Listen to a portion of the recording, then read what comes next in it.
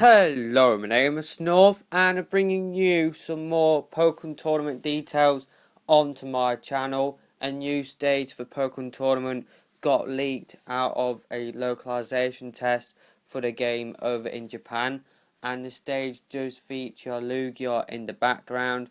He looks absolutely epic in the background. I'm not sure if he will play a part in how that stage plays, but he is in the background of that.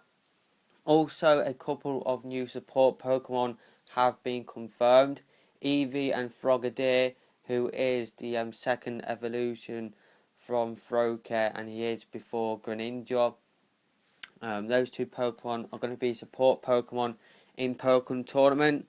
And also, there are going to be costumes and colour swaps for playable characters as well, because in a screenshot that somebody posted on Twitter from the localization test, it's shown off Lucario in red instead of his normal blue. We also got some more gameplay details about Pokken Tournament from this location test. We got some information about the controls for Pokken Tournament. So the D-pad will be for character movement. Hitting a direction twice will perform a short step. Y button is for weak attack. X button is for strong attack. B button is for jumping. A button is to perform a Pokemon move. The L button is to support or to summon support Pokemon. The R button is for guarding. L plus R buttons will turn the game into burst mode. Press again during burst mode for a burst attack. We'll be talking more about burst attacks later on within this video. Y plus B buttons are to grab. X plus A buttons are to perform block attacks. So the main goal in Pokken Tournament is to reduce the opponent's HP. This is represented by the green horizontal bar with the number inside it. Should a match time out, the Pokemon with more HP wins. Whoever wins 2 rounds in this manner wins the overall match. Each player's own stats are displayed in the lower left corner of the screen.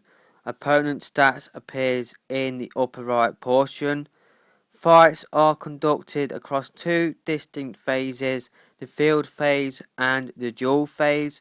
The field phase depicts combat in a manner akin to the traditional Pokemon games.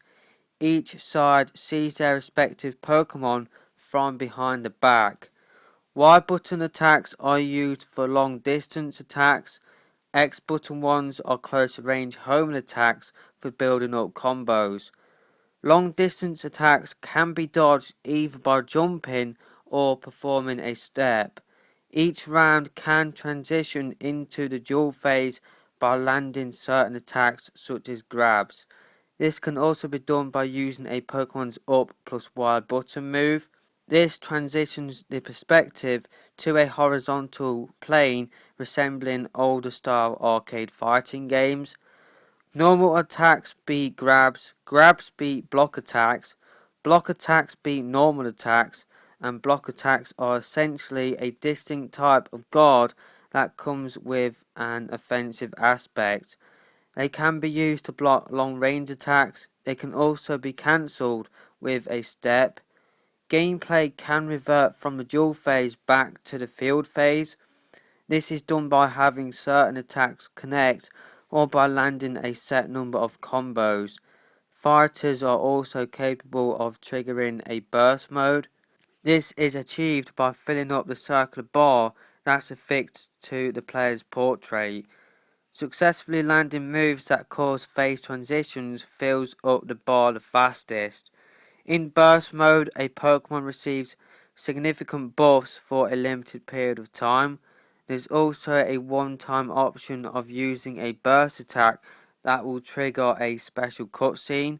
This only happens if successfully executed, and it will deal major damage to the opposition. We also got some information about the different characters within Pokken Tournament. So Lucario is an all-round fighter with balanced offensive and defensive capabilities. Pikachu combines swift speed and powerful electrical attacks.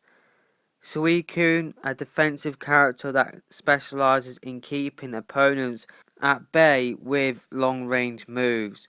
Machamp, extremely powerful in close quarters combat. Gardevoir, a tricky technical character that likes to mess around with opponents with flashy moves. Special moves require that a direction be held down whilst pressing a button. These attacks include long and short range attacks, anti-air moves, rushdowns, grabs and more. Each fighter has a team of 2 support Pokemon, which are picked in preset pairs. One is actually selected to participate at the start of each round. Support Pokemon specializes in providing a specific type of one-off assistance. These support moves fall into attack, interference and buff. A recharge period is imposed before they can be sent out again.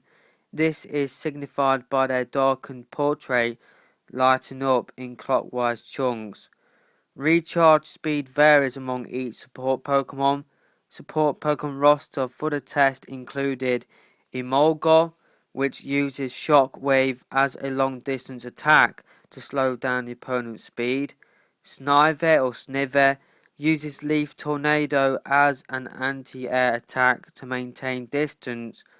Frogadier uses Water Pulse to fire off discs of water from afar. Fennekin uses Ember as a multi-stage dome-shaped area attack. Lapras uses Surf as a wide horizontal rush attack to deal major damage. And Eve uses Helping Hand to temporarily buff attack power and heal HP. So yeah, that's pretty much all we've got to talk about for this video. This game is definitely shaping up to be a cracking game. It's kind of like a Pokemon game kind of based off the anime. It's kind of like Pokemon battles from the anime series, which is really, really cool. So yeah, that's pretty much all we've got to talk about for this video. Let me know your thoughts about Pokken Tournament in the comment section below, and I'll see you within my next video. Goodbye.